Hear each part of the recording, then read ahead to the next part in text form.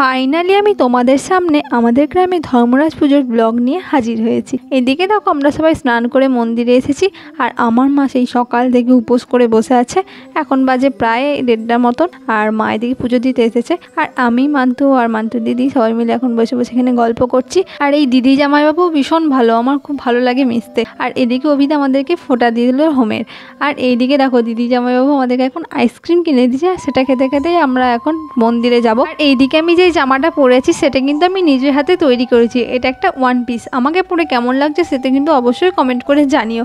আর এদিকে দেখো আমাদের ঠাকুর এখন প্রায় মন্দিরের সামনে এবার ঢুকবে। চলো তোমাদেরকে সাউন্ডটা শোনাই।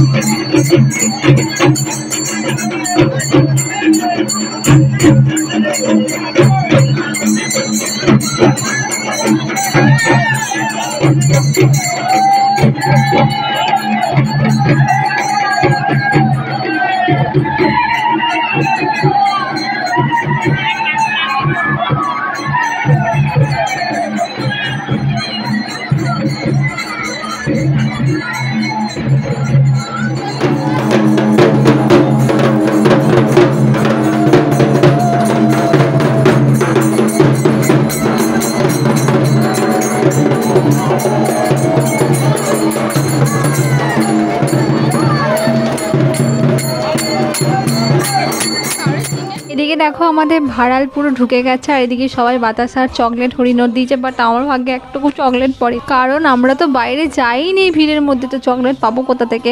যাই হোক, এরপর কিন্তু আমাদের সন্ধ্যেবেলাতে চড়ক বসে আমাদের গ্রামে। তবে সেই জিনিসটা তোমাদেরকে আমি দেখাতে পারবো না, কারণ আমার ফোনটা প্রায় 5 বছর চলছে, তার ক্যামেরাটা রাত্রেবেলায় একদমই চলে না।